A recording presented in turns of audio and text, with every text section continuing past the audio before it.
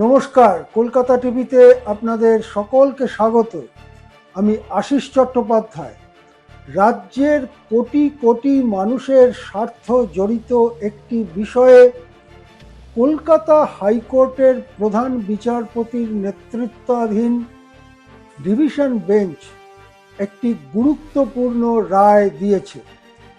যদিও এই রায় অন্তর্বর্তী এবং পরবর্তীকালে এই বিচার প্রক্রিয়া আরও এগোবে, কিন্তু এই রায়ের ফলে বহু বহু মানুষের, রাজ্যের গোটা জনসংখ্যার একটা উল্লেখযোগ্য অংশের স্বার্থের সঙ্গে জড়িত। সেটা কি? সেটা হচ্ছে যে বর্তমান সরকার ক্ষমতায় আসার ঠিক পরে কদিনের মধ্যেই চলতি বছরের 14 মে সিদ্ধান্ত নিয়েছিল যে রাজ্যে যত এসসি, এসটি এবং ওবিসি শংসাপত্র এ পর্যন্ত দেওয়া হয়েছে তার প্রত্যেকটি পুনর্যাচাই করবে বা আবার খতিয়ে দেখবে সরকার। এসসি অর্থাৎ শিডিউল্ড কাস্ট, এসটি অর্থাৎ শিডিউল্ড ট্রাইব বা আদিবাসীরা, ওবিসি বা আদার ব্যাকওয়ার্ড কাস্টস, এরা শিক্ষা এবং চাকরিতে এই সম্প্রদায়গুলোর অন্তর্ভুক্ত হওয়ার শংসাপত্র দেখাতে পারলে নানা রকম সুবিধা এবং সংরক্ষণের সুযোগ পায়। শুভেন্দু অধিকারী সরকারের বা তাঁর দল বিজেপির দীর্ঘদিনের অভিযোগ ছিল মুসলিমদের কেবলমাত্র এই শংসাপত্রগুলো দিচ্ছেন মমতা বন্দ্যোপাধ্যায়। এর একটা পূর্ব ইতিহাস আছে। বিপুল আন্দোলনের পর যখন ওবিসি সংরক্ষণের সিদ্ধান্ত এলো, তখন ওবিসি বলতে কেবলমাত্র হিন্দুদের মধ্যে যারা পিছিয়ে থাকা সম্প্রদায় তাদেরকেই চিহ্নিত করে সংরক্ষণের সুযোগ দেওয়া হতো। এসসি এসটিদের ব্যাপারটা অবশ্য আলাদা।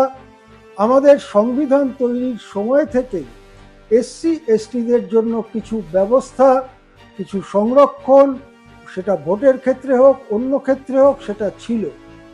এখন দেখা গেল এই ব্যবস্থার ফলে দেখা গেল যে হয়তো তারা কাজ করেন একই, ধরা যাক যারা মাটি দিয়ে কলসি হাঁড়ি তৈরি করেন, যাদের কুমোর বলা হয়, বা মূর্তি তৈরি করেন যারা, বা হয়তো লোহার কাজ করেন যাদের কামার বলা হয়, তাদের হয়তো এক গ্রামে হিন্দুরা থাকেন, পাশের গ্রামে মুসলিমরা থাকেন।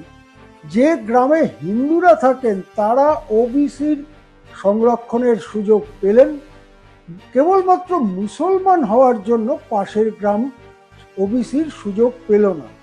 যুক্তিটা কি ছিল? যুক্তি ছিল হিন্দু সমাজে এই যে চতুর্বর্ণ প্রথা বা জাতপাতের বিভেদ থাকলেও মুসলিম সমাজে জাতপাতের বিভেদ নেই, তাই হিন্দু সমাজেই একটা অংশ হাজার হাজার বছর ধরে বঞ্চিত হয়েছে। মুসলিমদের এই ধরনের জাতিগত, জাতগত বঞ্চনার সুযোগ নেই। কিন্তু আসলে এই জাতগত বঞ্চনার সুযোগ তাত্ত্বিকভাবে না থাকলেও যারা একই পেশার সঙ্গে যুক্ত, কেবল হিন্দু হলে সংরক্ষণের সুযোগ পাবে, মুসলমান হলে পাবে না, এর মধ্যে একটা গুরুতর বৈষম্য অনেকের চোখেই পড়ছিল। এই পরিস্থিতিতে 2010 সালে রঙ্গনাথ স্বামী কমিটি তারা এ বিষয়ে কিছুটা আলোকপাত করে। তারই একটা সুযোগ ধরে বামফ্রন্ট আমলের শেষ দিকে, অর্থাৎ 2011-র প্রথম দিকে, কিছু মুসলিমকেও যারা একই পেশায় আছে, হিন্দু যারা পেয়েছে তাদের সঙ্গে একই পেশায় আছে, এরকম কিছু মুসলিমকেও সংরক্ষণের আওতায় আনা হয়। মমতা বন্দ্যোপাধ্যায় অবশ্য ক্ষমতায় আসবার পরে যে নতুন বহু গোষ্ঠীকে এই সংরক্ষণের তালিকায় এনেছেন তারা প্রায় সবাই মুসলিম, এবং মমতা বন্দ্যোপাধ্যায়ের বিরুদ্ধে এই গুরুতর অভিযোগ উঠতে থাকে যে কেবলমাত্র মুসলিমদের তোষণ করবার জন্যই তিনি তাদেরকে দলে দলে সম্প্রদায়কে তিনি এই সংরক্ষণের আওতার মধ্যে ঢোকাচ্ছেন। এই জিনিসটার বিজেপি বরাবর বিরোধিতা করেছে। বুদ্ধদেব ভট্টাচার্য যখন করেছিলেন বামফ্রন্ট আমলের শেষ দিকে, তখন ঠিক এ ধরনের তোষণের বিরোধিতা হয়নি, বরং বৈষম্য দূর করার পদক্ষেপ হিসেবে স্বাগতই খানিকটা জানানো হয়েছিল। এখন যেহেতু এই সমস্ত শংসাপত্রগুলো এসসি এসটি ওবিসি সেগুলো পুনর্যাচাইয়ের সিদ্ধান্ত নিয়েছে সরকার, তার বিরুদ্ধে হাইকোর্টে মামলা হয়েছিল। হাইকোর্টে মামলাকারীদের পক্ষে আইনজীবী বিকাশ রঞ্জন ভট্টাচার্য বলেন যে এই জিনিস পুনর্যাচাইয়ের কোনো অধিকার রাজ্য সরকারের নেই। এইভাবে তিনি সওয়াল করার পরে আপাতত যে পুনর্যাচাইয়ের সিদ্ধান্ত 14 মে 2026-এ বর্তমান সরকার নিয়েছিলেন, সেই পুনর্যাচাইয়ের সিদ্ধান্ত স্থগিত করেছে কলকাতা হাইকোর্টের বেঞ্চ, প্রধান বিচারপতির নেতৃত্বাধীন বেঞ্চ, এবং এর ফলে অন্তত সাময়িকভাবে স্বস্তির নিঃশ্বাস ফেলেছেন লক্ষ লক্ষ, হয়তো কোটি কোটি মানুষ।